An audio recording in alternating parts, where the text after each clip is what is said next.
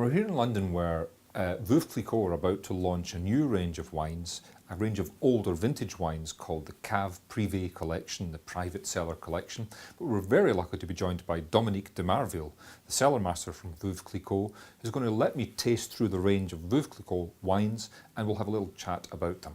Dominique, welcome. It's a pleasure, Tom. Hello to everybody. I'm very pleased to be here in London to share with you our wines. For now, I just wanted to have a little word with you about what it feels like to have one of the most responsible jobs, I guess, in all of Champagne. Chef de Cave for Veuve Clicquot is a big challenge. Yes, you're right. It is a big challenge because Veuve Clicquot has a wonderful image everywhere in the world right now. Of course, mostly here in the UK, and the challenge is to continue. Fantastic. I think we should start to taste the wines. And we start with, I guess, the famous orange or yellow label, the bedrock of the company. Yellow label is always our first objective. Yellow label drives what we do in terms of quality. When you buy a bottle of champagne, it's expensive. You must have the quality inside. If you don't have, we do a mistake. Yes, indeed. So, salute. Taste. Thank you. Salute. Cheers.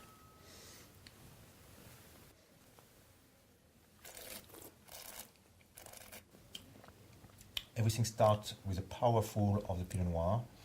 You have a certain creaminess coming after, which is another important size of the Veuve Clicquot style. Yep. And you have a tremendous length. Fantastic. This is drinking beautifully. Yeah. And next we're going to try... We will try now the Veuve Clicquot Rosé, which is a non-vintage also. So this is an assemblage rather than a saignée method. Yes, it is an assemblage.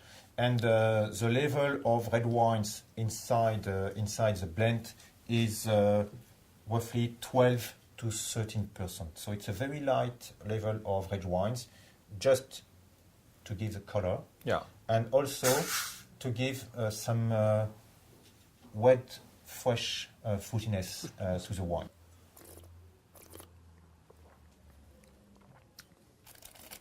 Delicious. It just has that extra little kind of raspberry, fruity kind of edge to it, which is it's a very light wine. It's a wine done for aperitif. So now, may I propose you to discover another world in our range, which are the vintages. Our current vintages on the market is 2002. 2002, which I have to say, 2002 is. There's been a lot of hype about it, but I've tasted quite a lot of 2002s, and it really is a special vintage, I think. Yes. Immediately has more depth and more. It's a much richer kind of style. Immediately. So it's a good wine to taste now, but I'm very confident because we have a wonderful potential of aging, a very good potential of aging in this 2002 vintage. Yes, I definitely think it's one I'll add a few bottles to my cellar. It's just as you say, it has that kind of breadth and kind of weight, but then the acidity all just comes in again, and it's got a lovely kind of lemony fat acidity. And next we're going to move on to the vintage version of the Rosé. Really Pinot Noir oriented.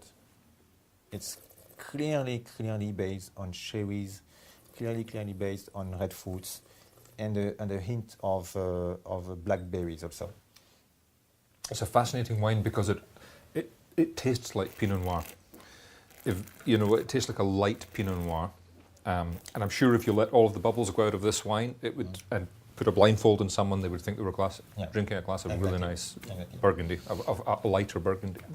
The contrast is a big contrast between this and the 2002 vintage wine, but both lovely wines in their own way, I have to say. Oh, very nice. And the last one we're going to taste is the Grande Dame, which is the deluxe cuvée, the top of the range cuvée. The top of the range, yes. It's honestly, it's not the most difficult to do. Honestly, I told you that the most difficult is yellow label and Veuve Clicquot Rosé. Because this is a single expression of a year. Yes. And so you work with what nature gives you, And are you still trying to create a Grande Dame style? For me, La Grande Dame is clearly in the Veuve Clicquot style. That's why the label is full yellow label color, like yellow label. If you Yes. take both together, it's clear we are in the same family. A family resemblance. Cheers And again. Cheers again, Tom. As you can see, the color is a little bit clearer than the vintage. Bubbles are very delicate, very tiny, very light. Very complex nose. Very complex nose, yes. With a lot of minerality, citrus, candied citrus note, citrus tart flavors. And lots more of the yeast flavour coming through here also, I think. A lot more of that autolytic flavour. It's really quite broad and quite yeasty and quite... The most important things for La Grande Dame is time. Yeah. We take time to do this wine. It's very important for us. I have to say it is fabulous, and I'm not saying it just because you're here, but it's just got incredible layers of complexity in, but it's also beautifully refreshing. This afternoon we're going to be tasting a new project, or a new product, Yes. which looks extremely interesting. This is the Cave Privé, the private cellar collection. Can you tell us just a little bit about it? Because I will be reviewing these on winepages.com. Yes. You can just tell us a little bit about it. We have a wonderful collection of all vintages in our cellars. And the idea behind Cave Privé is to launch on the market some bottles, but also some magnums, and also some Jeroboams of this Vinothèque. This Cave Privé is launched this year because it is the 200th anniversary of the first vintage at Veuve Clicquot. And it is also for us the opportunity to show to the wine lovers, to the wine connoisseurs, that champagne is able to age. It's a whole new experience for many people, I think, to taste an aged champagne. So these bottles will be something very special, Something I very think. special. It's not very expensive, and it's not done for only 1 year. We will come on the market with a new vintage in the next years. So it's a plan which is done for 10, 20, 30 years. I can't let you go without asking about the plans to change the boundaries of the Champagne area, the expansion plans. What stage are we at with that process? So in this process today, we defined what we called the production area, and now the panel of experts, which are totally independent, are working on the parcels.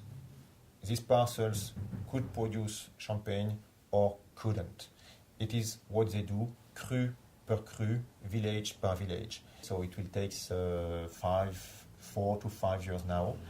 And at the end, they will say, here we can plant, here we can't.